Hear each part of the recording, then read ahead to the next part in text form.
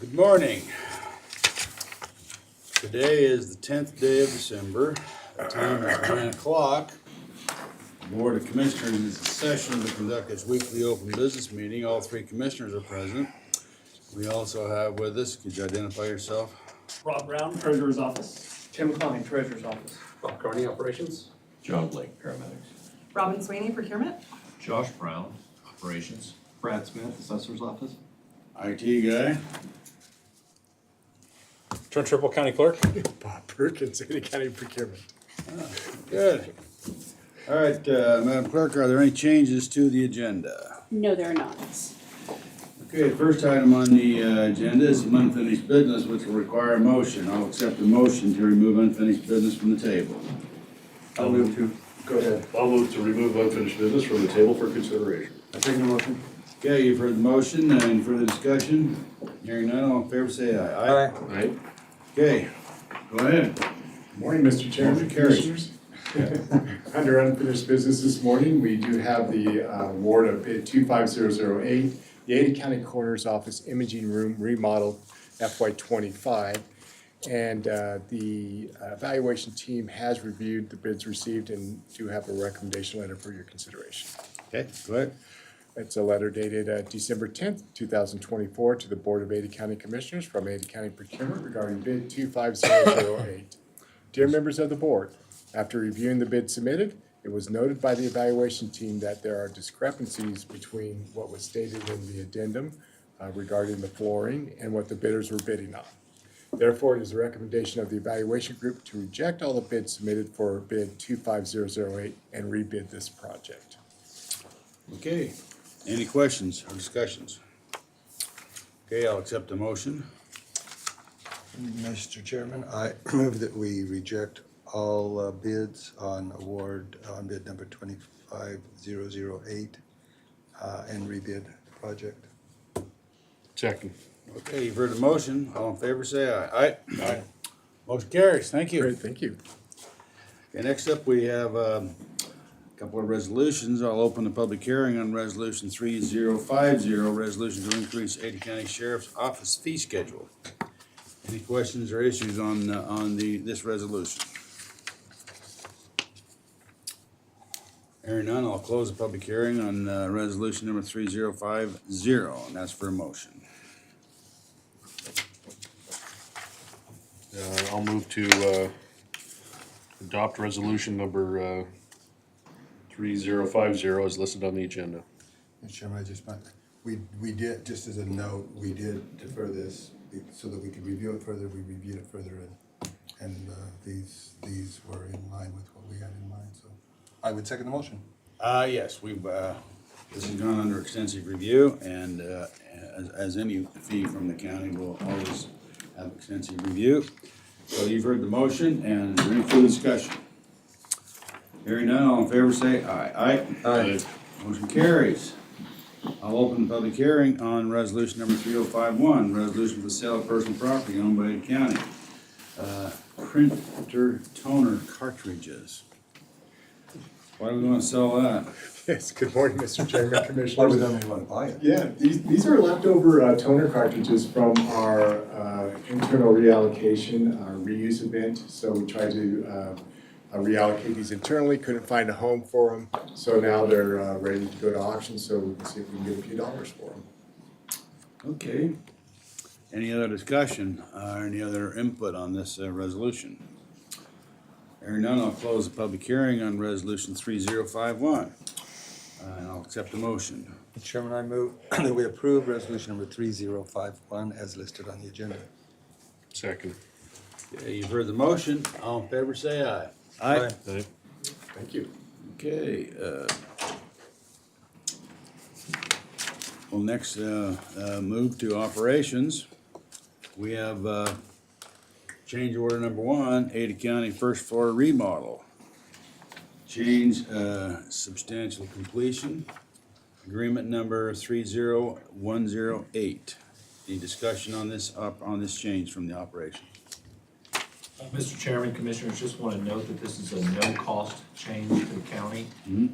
There's a long lead item for the dividing wall for the conference room, and to allow for that to arrive, we've extended the contract date, and we won't assess damages to the contractor. He's provided us all the documentation, so once again, no cost, just adjusting the substantial completion date for the project. Okay. Any questions from the board? Hearing none, I'll accept a motion. We'll move to accept change order number 1 as listed on the agenda. I second the motion. Okay, any discussion? Hearing none, all in favor say aye. Aye. Motion carries, thank you. Now we have procurement. Opening of RFP 25016, ARPA design build for Ada County weed pest mosquito abatement photovoltaic project. Yes, good morning, Mr. Chairman, Commissioners. We received 3 proposals for RFP 25016, and Robin has our bonfire all queued up. If you're ready for us to open the proposals. We're ready. All righty.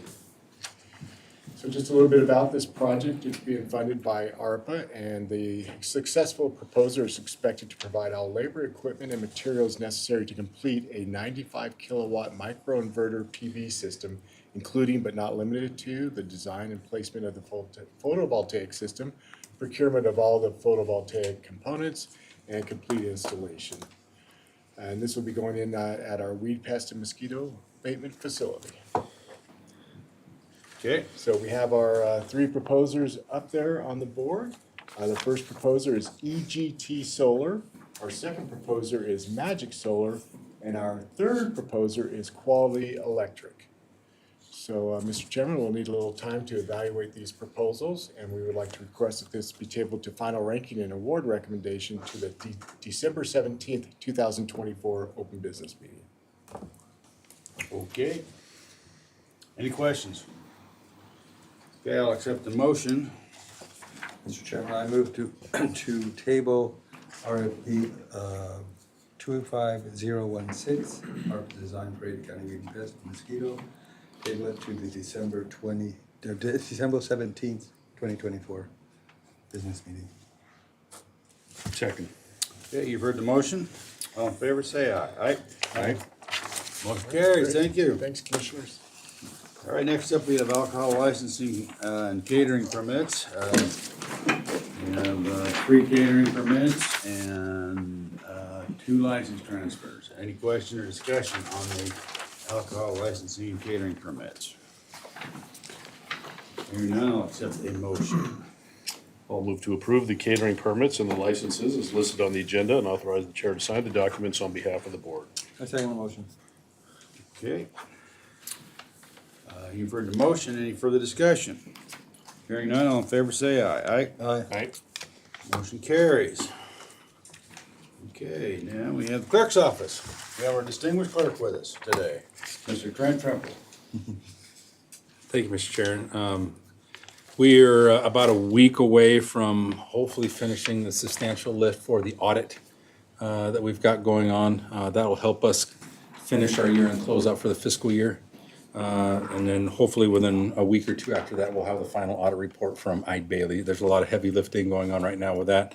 A lot of reports that have to be done. The good news is the Oracle system is very easy to work with the year-end closeout. This is the first year that we've used the Oracle system to do that, and it's been awesome. IT has been very supportive of helping us update some of the reports that we need to get that audit done. So far, so good. We also debriefed the election yesterday.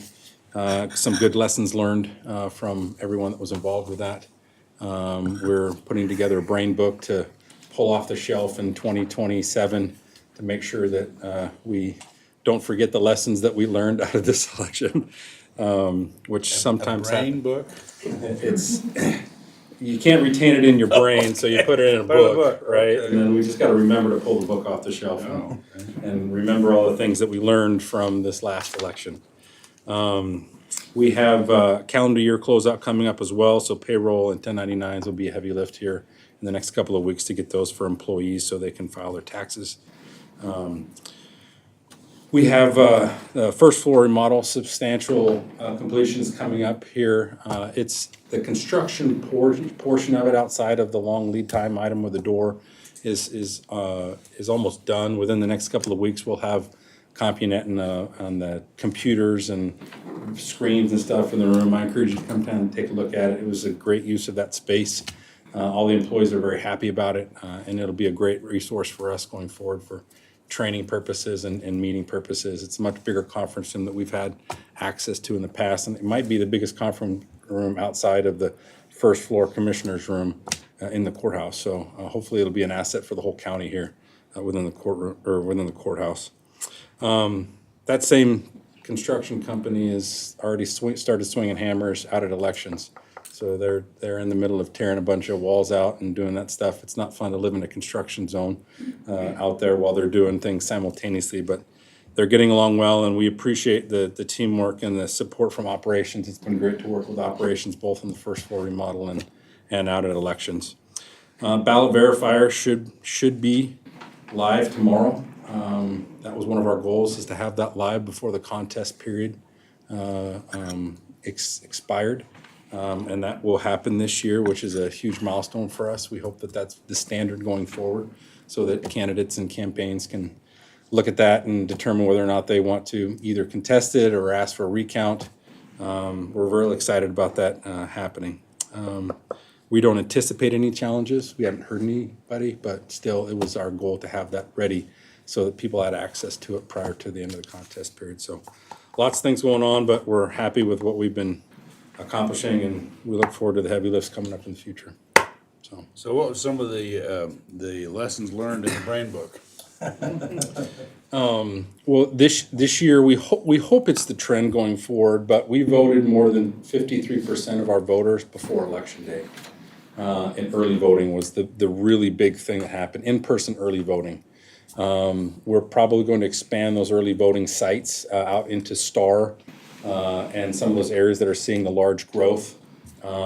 Lines are always an issue with presidential elections, so we learned some lessons about dividing same-day voter registrations. We had 26,000 of those on early voting on Election Day, and that slowed down some of the lines for registered voters who just wanted to come and vote.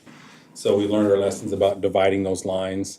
So we processed people that were trying to register separately than those that were trying to vote. And we learned some great lessons that we want to remember about our logistics. This was the first time we used the cages in full deployment everywhere. And while we designed them to be very robust, if you drop a steel cage off of a tall truck, it will break. You dropped some of them? Well, we didn't. Some of our delivery folks that were delivering them might have, so. Oh, okay. And then Ballot on Demand was a huge success in the precincts that we deployed them. We're continuing to expand that, and hopefully by the end of this next coming year, we'll have Ballot on Demand in every precinct. So those are some of the big ones that we learned, but really the presidential is just the scope and size of it. If we were to have to have voted those, even half of the people that showed up in person early voting, we would have had really long lines on Election Day. We had long lines in some places anyway, but it would have been much worse had we not had those early voting sites. So we were really happy about expanding those this time, and we'll expand them even further for the next presidential for sure. So. Yeah, go ahead. So is there precinct size learning experience there? In terms of number of voters? I suspect within the next couple of years, we'll come before the board and ask to expand a couple more precincts, add a couple more precincts out in the Western Meridian Star area, where we're seeing that massive growth out towards the western part of the county. We purposely had our geographic areas for precincts out there very large, because they were predominantly farmland, but that farmland is disappearing and it's being replaced by subdivisions. So we'll probably split some of those up, because those were some of the longer lines. The 2200 area, we'll probably want to add a few precincts out there to get those numbers down.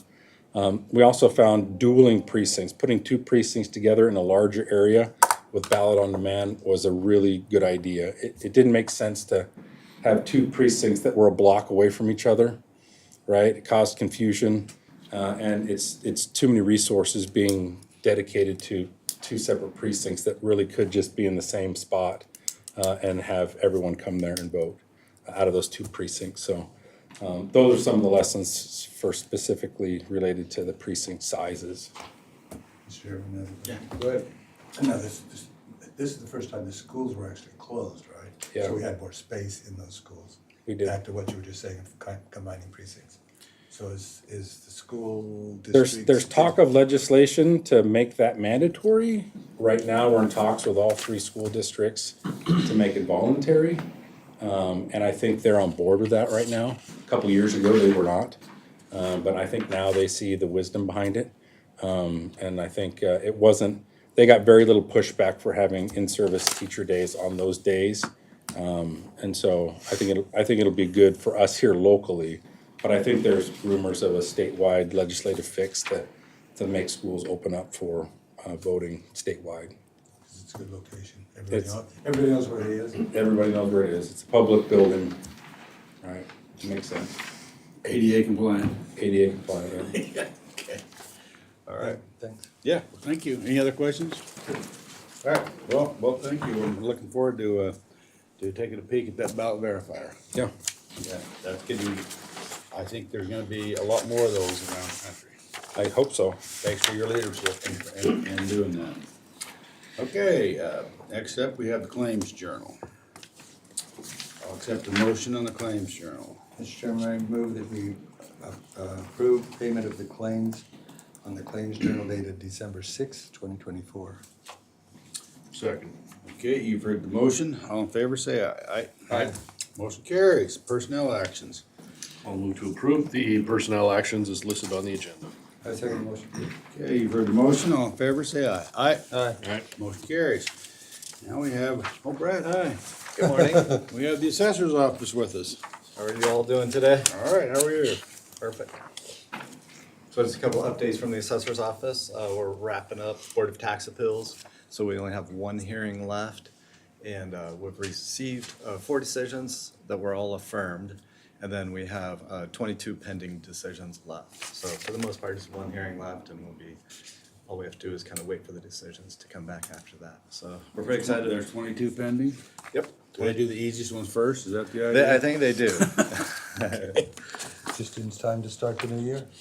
Yeah, yep. And then they have until May 1st to complete there. So unlike BOE, where you have to make a decision right on the spot. I mean, They got a lot of they time. get to consult their attorneys and they get a lot of time to make the decision, so. All right, well, good. Yeah, in regards to reappraisal, our residential appraisers are out there.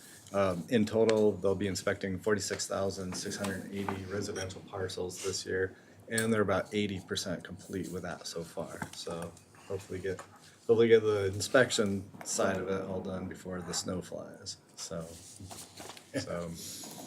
Right. That's good. Yeah, go ahead. You have on your website ability for taxpayers to go in and actually go in and look at the assessment and so forth. So how many people participate in that? Are you talking about the surveys? Yeah, the survey thing.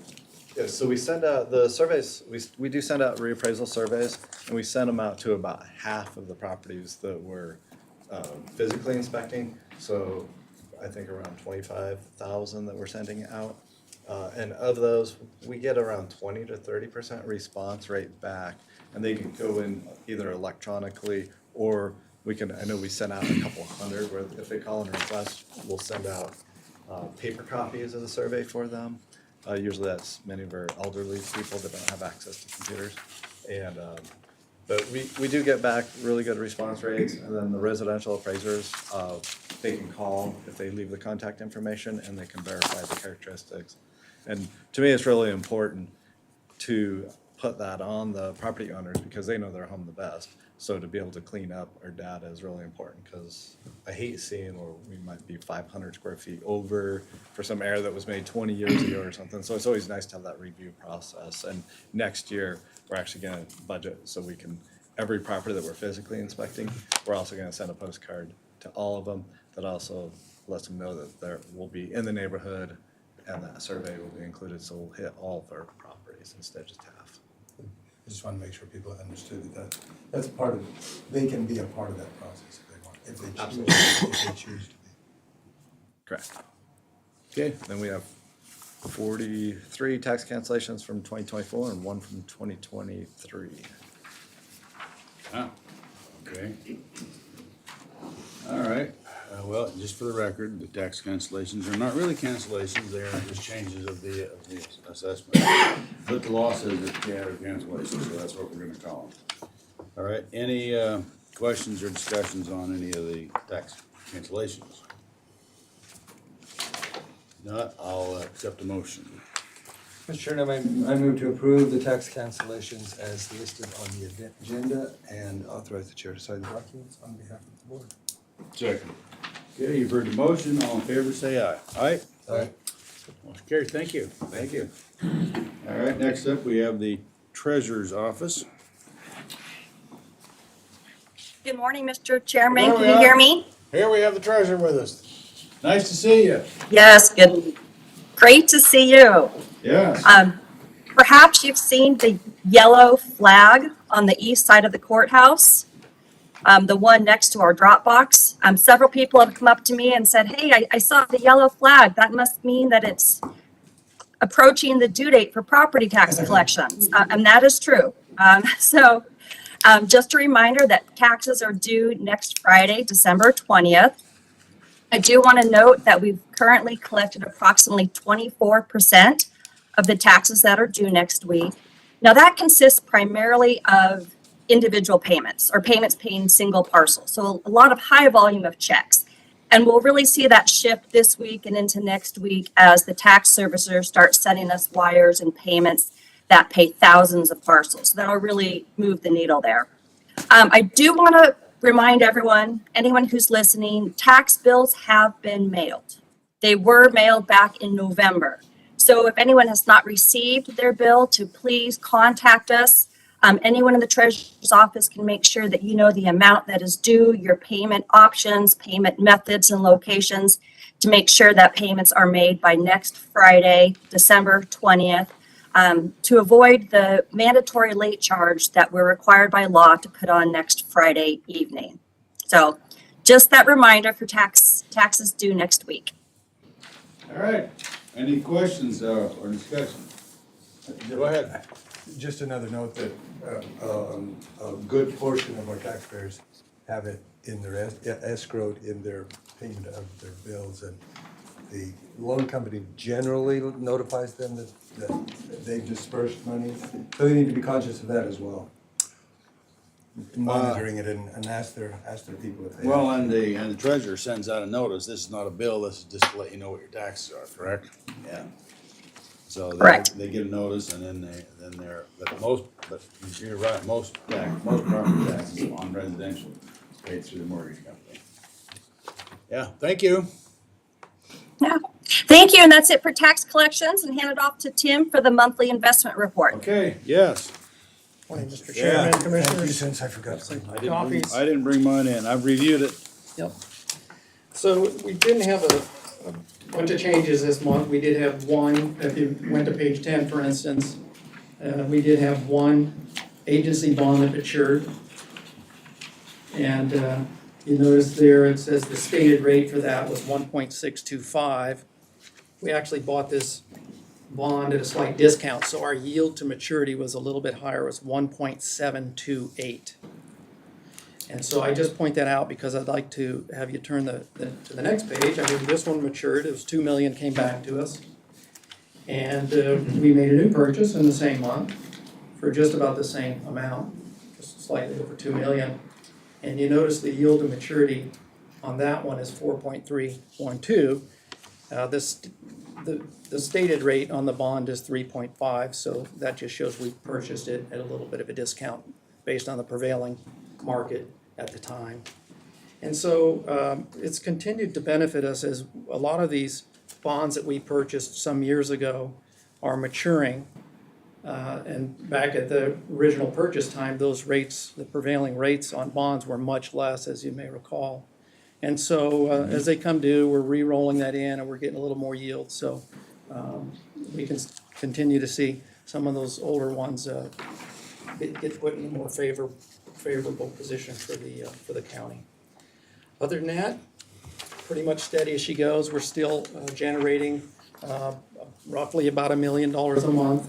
I think we've had 2 months for this year, we're just under 2 million. You can see that, and of course it varies depending on what bonds or coupon payments are coming in at that time and so forth. But yeah, we're just continuing to employ our strategy. And next week, the Fed's meeting again on Tuesday and Wednesday, and we'll see what they do with the rates. I think it's been a little hard to keep up. I like to keep up really every day with that, and with the tax collections going on, I haven't been able to do as much of that. But I think the general feeling was that they may drop another 25 basis points. We'll see how that goes next week. Yeah.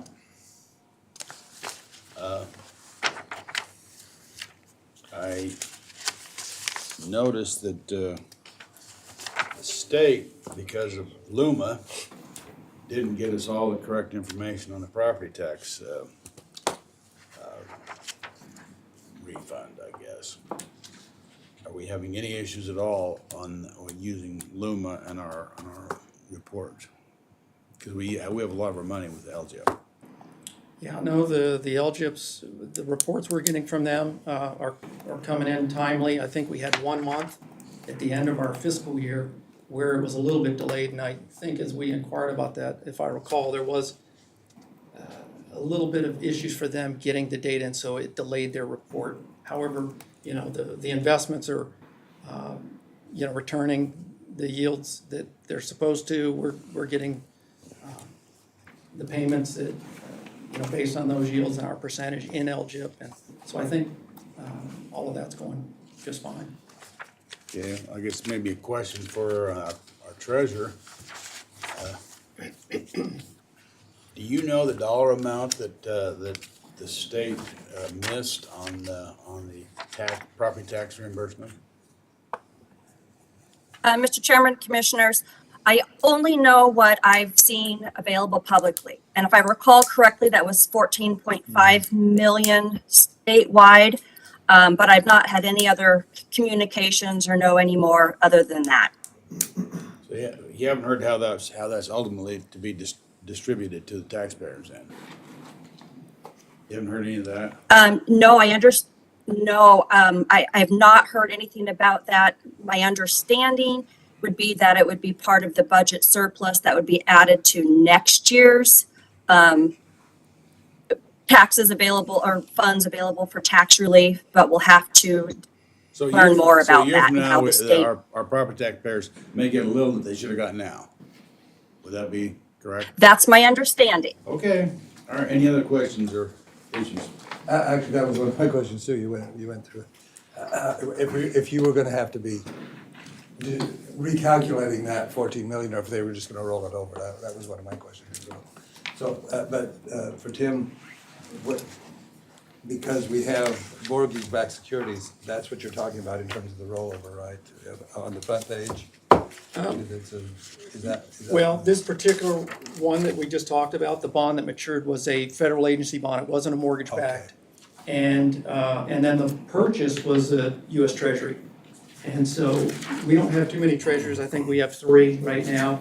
And when we have money available, we look at the yield on both of those and then the spread. And sometimes it makes more sense to buy a treasury, sometimes a bond, and then the agencies, that's a big part of the holdings. It just sort of depends on the environment and what the bond market is offering on that day. Yeah, I guess, Mr. Chair. Go ahead. That was part of my question, is that's a huge amount and it's a lower interest rate, so what's the rollover time? Are we gonna get some of that in the window before the interest rates go down again, I guess is my real question. Yeah, the thing about the mortgage-backed securities is we get return of principal every month, and we get the interest payments on those. And, kind of looked at it from month to month, and we're getting about $1 million back roughly every month. The majority of that is repurchase or paying down of the mortgages. So even though mortgage rates are fairly high, and you might think, well, why are people, paying down their mortgages? A lot of times they have to move for whatever reason, work reasons or whatever. So we continue to see that. And as that money comes in and becomes available, then we reinvest it. At the time we began investing in mortgage-backed securities, this was probably in 2020 roughly, when the yields were down really low on everything. And so a lot of our initial purchases, although we recognized that at the time, and we knew that, gosh, everything's really low right now, but we still wanted to continue with the strategy and just stick with that. And it's been working well so far, but a lot of the initial purchases on the mortgage-backed securities were with the lower rates. And you bought some of them at a discount too, didn't you? Yeah, a lot of them, yeah, we bought at a discount. If the rates rose, then we purchased those at a discount. And as you know, over these past few years, the rates have been rising. So, a lot of the existing bonds, the only way they're gonna sell them is if they go at a discount. All right, any other questions? Thank you. All right, thank you. Thanks. Thank you. Okay, next, we have the approval of the minutes from the November 26th and December 3rd, and the Board of Equalization meeting of the December 2nd. I'll accept a motion to accept the minutes. Mr. Chairman, I move that we approve the minutes as identified on the agenda and authorize the chair to sign the documents on behalf of the board. Second. Okay, you've heard the motion. All in favor, say aye. Aye. Now we have juvenile services. This is a review of the juvenile justice annual financial report from 10/1/23 to 9/30/24. Any questions or issues on that report? Hearing none, I'll accept a motion to accept it. I move to authorize the chair to review the juvenile justice annual financial report for October 1st, 2023 through September 30th, 2024, and sign the documents on behalf of the board. I second the motion. Yeah, you've heard the motion. Is there further discussion? Hearing none, all in favor say aye. Aye. Motion carries. Okay, now we have two interim events at Expo Idaho. I'll accept the motion to approve those two events. I move to approve the Expo Idaho interim events as listed on the agenda and authorize the chair to sign the documents on behalf of the board. Second. Okay, you've heard the motion. Any further discussion? Hearing none, all in favor say aye. Aye. Aye. Okay, next up, we have 19 agreements. I've reviewed the agreements. I'm sure my colleagues have. Is there any questions or discussions on any of the agreements? If not, I'll accept a motion. Mr. Chairman, I just note a couple of these. Ada County Victim Center has several of them on here, which amplifies the broad base of our the centers being used and the people that are participating. So I just wanted to note that as well. Oh, and it should be noted that those events are actually license agreements, because we don't charge, the county owns the Ada County Victim Services Center building, and we ask people who want to provide services in there to sign a license agreement, which they do, but they don't pay any rent or any of the cost of the maintenance. The county taxpayers pay all that. And that's a good partnership we have with all the people that work in there. Any other questions or discussions on?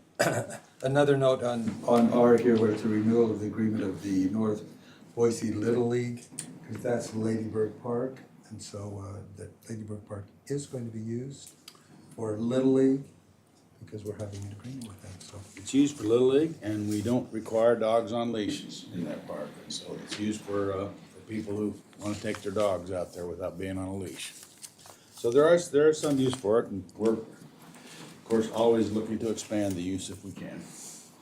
Mr. Chair? Yes, go ahead. And I'll note we have a contract in here to change the rates of trash pickup in unincorporated Ada County as well. Yep, we do. Okay, any other questions or discussion? I'll accept a motion. Mr. Chairman, I move to approve the agreements as listed on the agenda and authorize the chair to sign the documents on behalf of the board. Second. Okay, you've heard the motion. Any further discussion? Hearing none, all in favor say aye. Aye. Aye. Motion carries.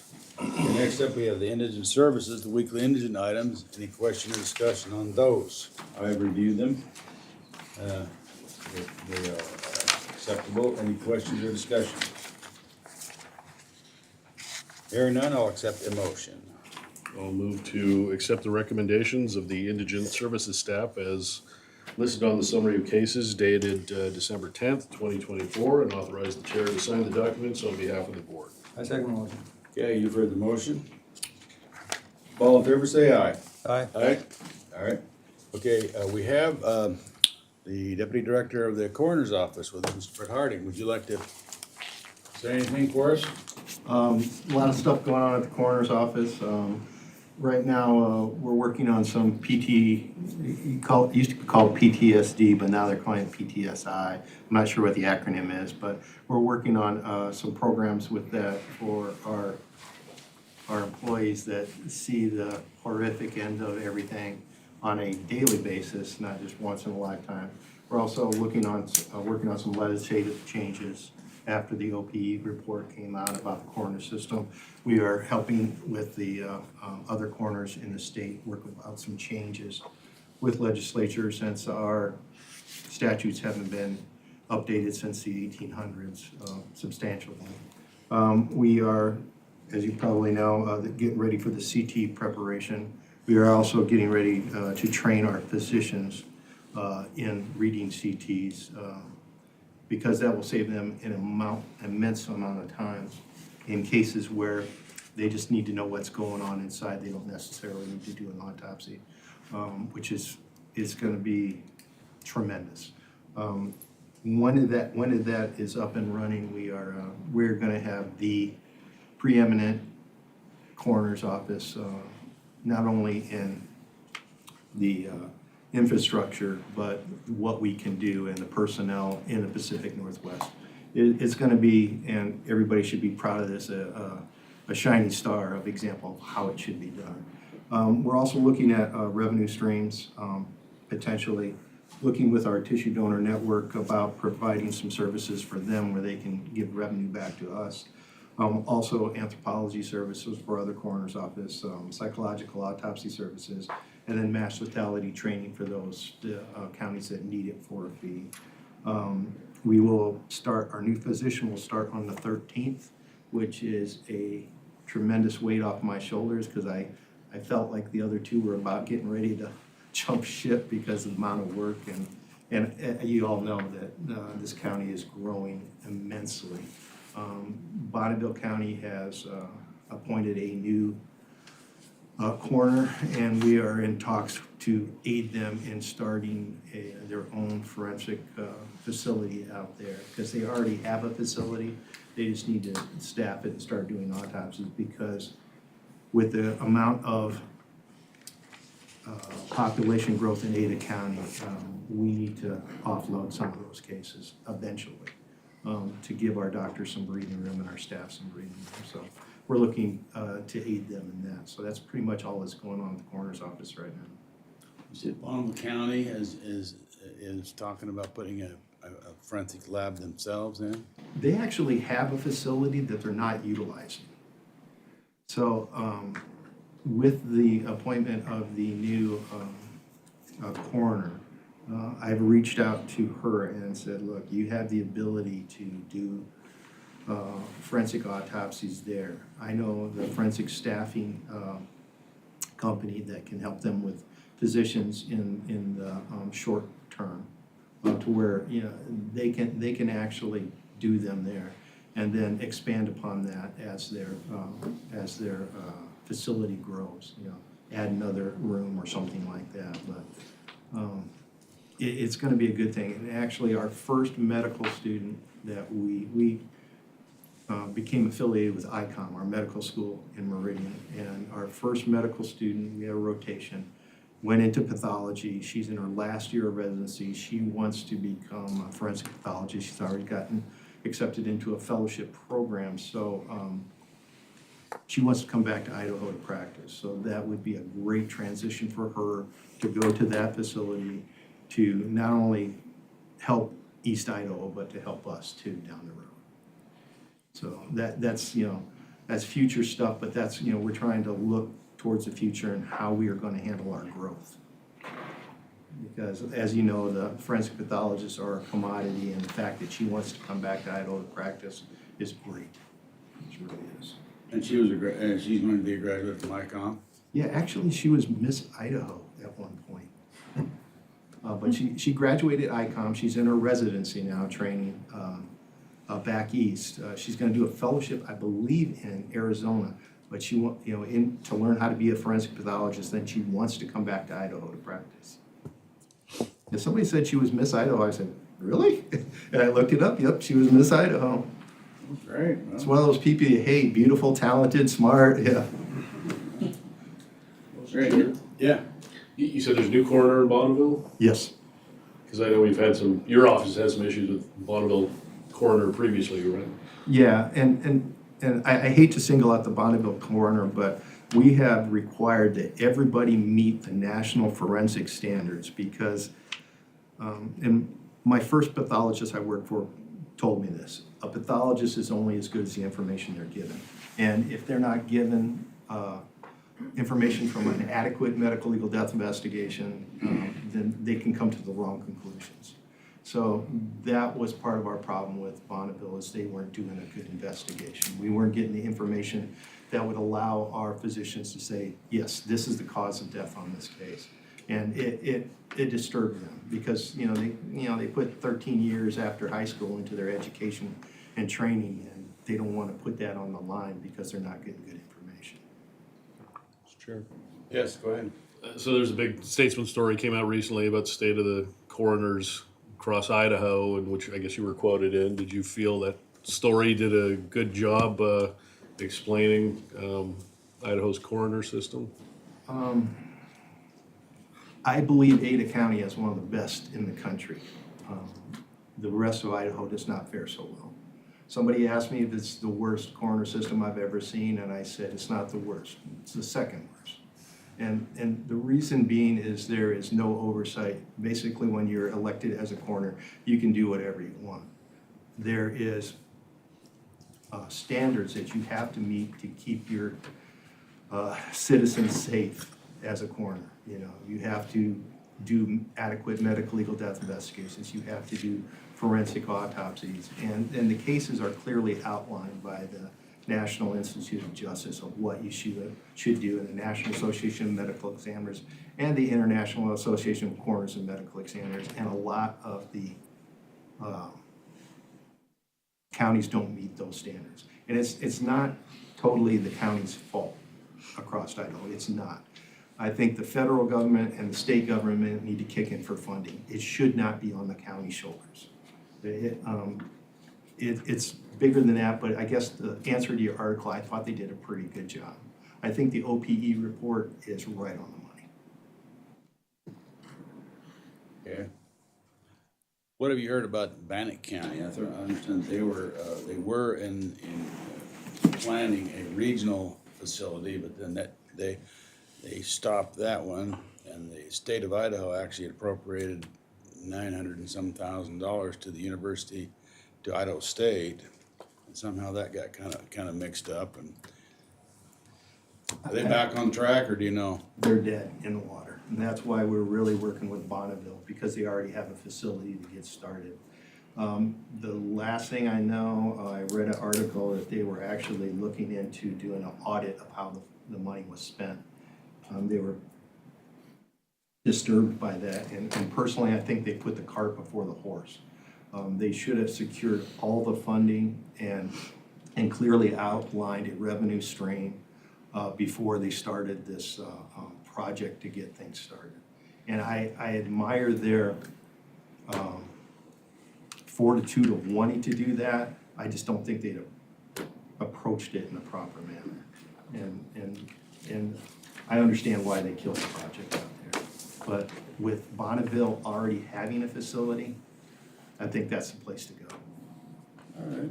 Well, good. Well, I appreciate you coming in, Brett. And You and Rich are always welcome at this meeting. Yes, sir. We are gonna try to be more present for you. Okay, well, thank you. Thank you. Appreciate that. Any other questions or discussion before we close the meeting? Any other business needs to be brought before the board? Hearing none, we're adjourned. Thank you. Thank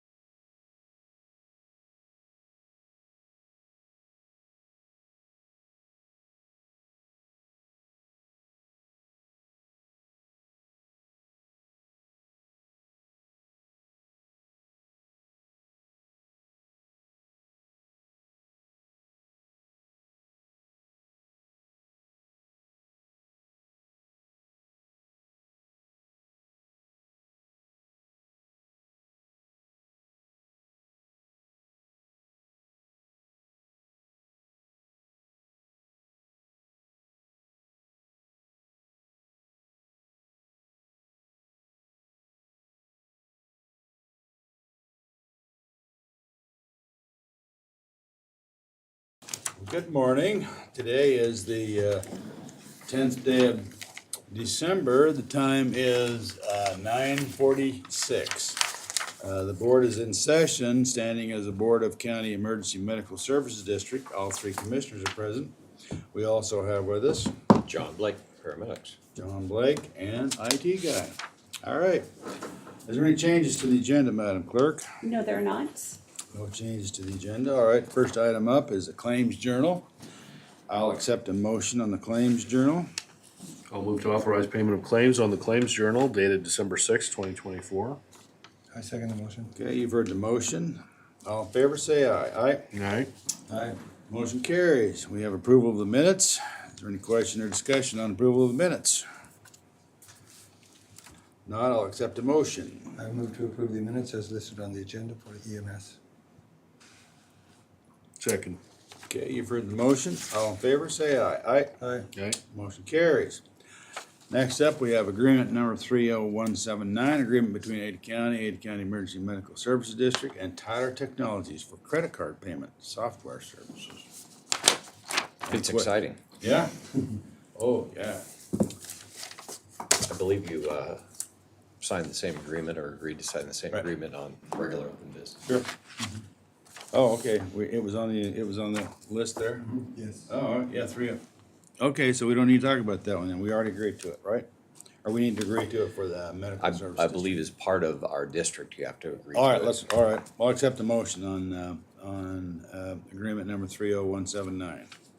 I'll move to approve the agreement as listed on the agenda, 30179, and authorize the chair to sign the appropriate documents on behalf of the board. I second the motion. Okay, well, you've heard the motion, any further discussion? If not, all in favor say aye. Aye? Aye. Motion carries. Okay, now we get to the EMS update, how's Sean doing? He's doing well. Doing well? I spoke with him, or texted him yesterday. I provided an update to department head, and he also did as well. He's doing okay. Good. The only other Give him thing- our best regards. I Yes. will. On your He big received- gun. he received what Speedy he sent. recovery. He told me he was appreciative.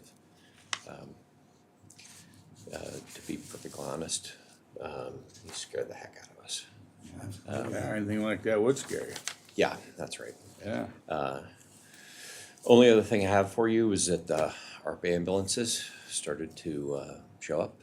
The three that we purchased are here, and then we'll have 5 by the end of the month, 8 by the end of January, and then the remaining 2 will come in June. Not a minute too soon. And so the folks in our organization that like dealing with vehicles, it's like early Christmas. I'll bet, yeah. Shiny new vehicles. Time to open that package and put it together. Well, yeah, I mean, it's fantastic to look at. They're these expensive, shiny, fun things. And in the end, after you've run them into the ground, they're not, I don't think there's a one of them that's worth $10,000. They're all something, south of that. We bring them out. We literally bring them out. That is all I have for you. All right.